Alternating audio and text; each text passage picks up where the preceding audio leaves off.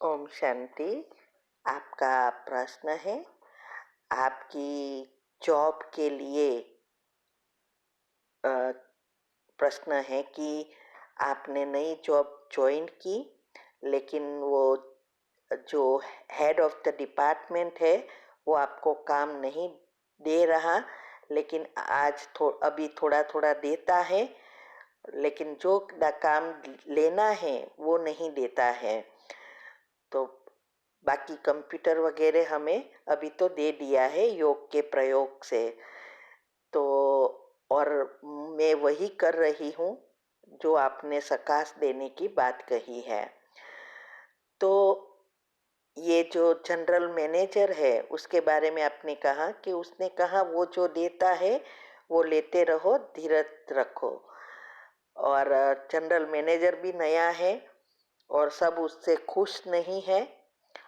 और ये जो परचेज में जो हेड ऑफ द डिपार्टमेंट है वो बहुत साल से है, इसीलिए वो किसी की भी नहीं सुनता है। तो प्रश्न यह है कि अभी मुझे क्या करना चाहिए?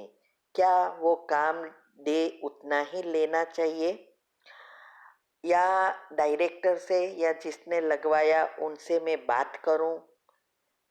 कैसे ये प्रॉब्लम सॉल्व करूं? उत्तर है, देखो, पहले तो जो आप सकाश दे रहे हो, मैंने जो कहा है कि सुबह में उठकर 5 मिनट की कमेंट्री है, उसके बाद फिर ऑफिस में बैठकर भी ये योग करना है।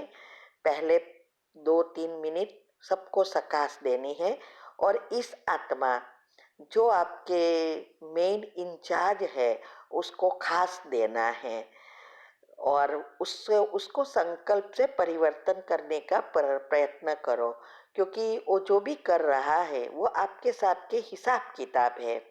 औरों को पता नहीं है कि वो उसके बुरा बोलेंगे, लेकिन उसको नहीं पता है कि ये बढ़ने वाला है। तो हमें लोग क्या कहते हैं, दूसरे स्टाफ क्या कहते हैं, उसकी बातों में नहीं जाना है आपको।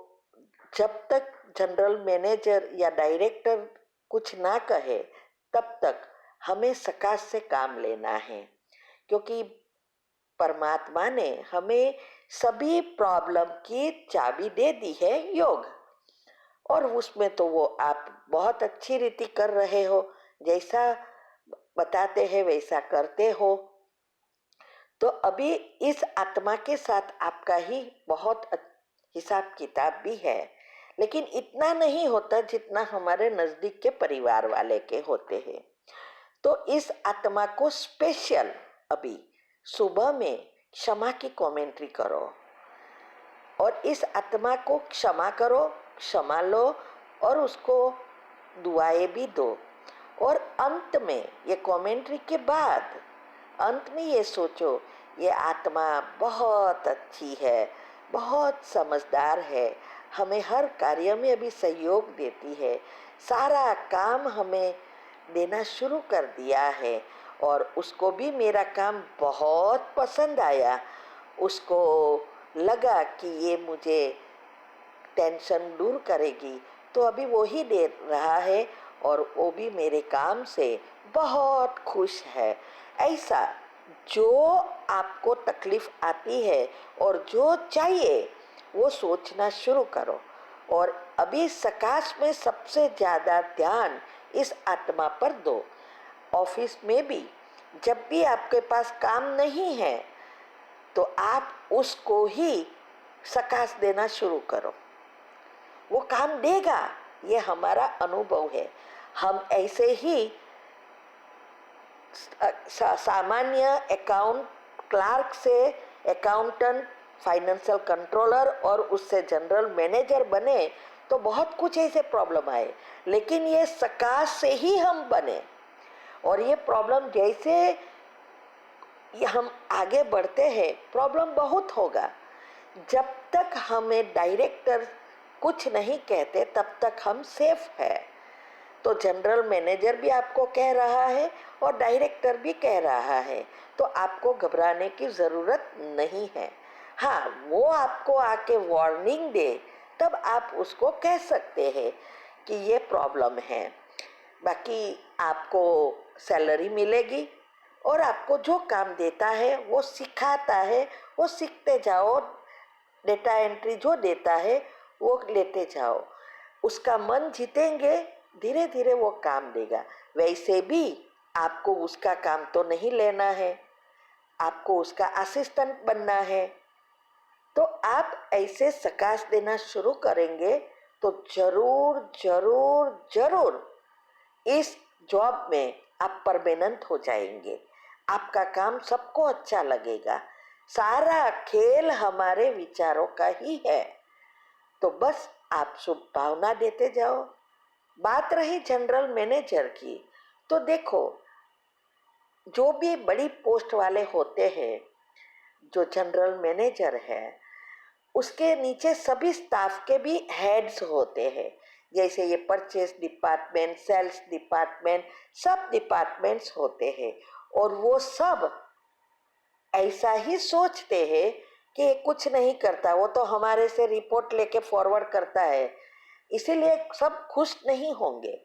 और जो बॉस के नजदीक के है, बॉस को अच्छा लगता है, बॉस के वफादार है, माना डायरेक्टर के, वो याद रखना सभी से नाखुश होंगे। माना वो आत्माएं जो भी उनके अंदर में है वो ऐसा ही व्यवहार करेगी जैसे वो उसको पसंद नहीं है, क्योंकि वो स्ट्रिक्ट रहेगा। जो स्टाफ के साथ मिल नहीं जाता और स्ट्रिक्ट रहता है वो बॉस का प्यारा होता है।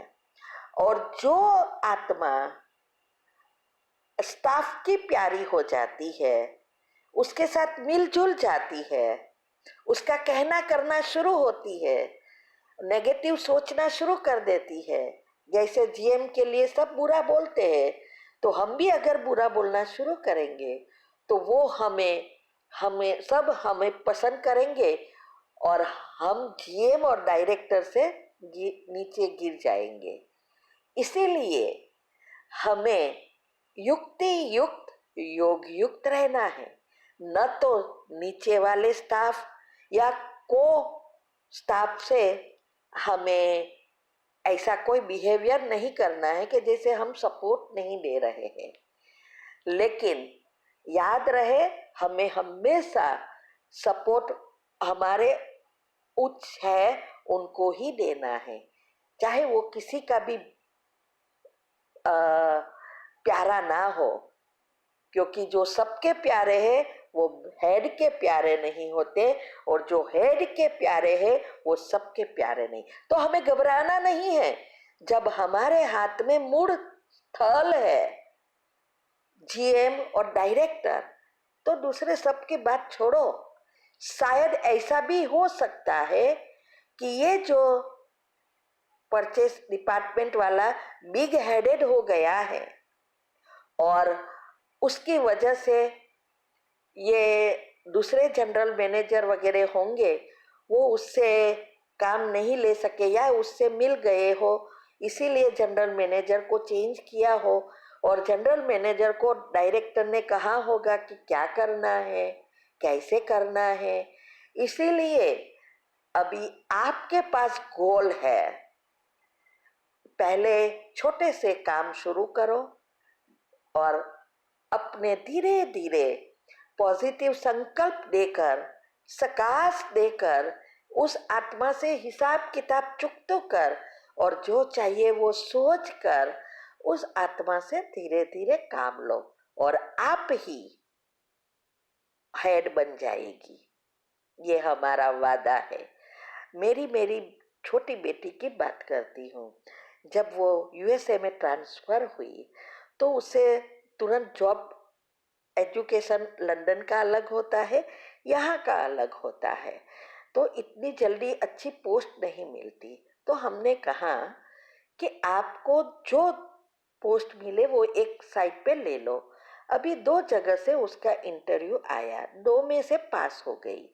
पहला जो इंटरव्यू था उसमें इतना प्रोस्पेक्ट नहीं था, थोड़ा पगार ज़्यादा था, और दूसरा जो इंटरव्यू था उसमें पगार कम था लेकिन आगे बढ़ने का चांस था, लेकिन सैलरी बहुत कम थी। तो हमने कहा कि आप ये जॉब लो, उसको अभी ना बोलो, टेम्पररी होल्ड करने को कहो और यहाँ सेट होने का प्रयत्न करो, और ऐसे ऐसे सकाश में भी दूंगी और आप भी दूंगा, और ये कंपनी में अगर आप सकाश से काम लोगे तो इसका आप उच्च पोस्ट पे पहुंच जाएंगे। फिर जब वो कंपनी में लगी तब उसने देखा कि एक आत्मा बहुत सालों से थी, क्योंकि ये कंपनी इंडिया की थी और मैन्युफैक्चरिंग इंडिया होता है, यहाँ डिस्ट्रीब्यूट होता है, इंपोर्ट करते हैं सारे यूएस में, और हेड ऑफिस यहाँ है, बॉस यहाँ नहीं रहता है। होल एंड सोल वो ही आत्मा थी।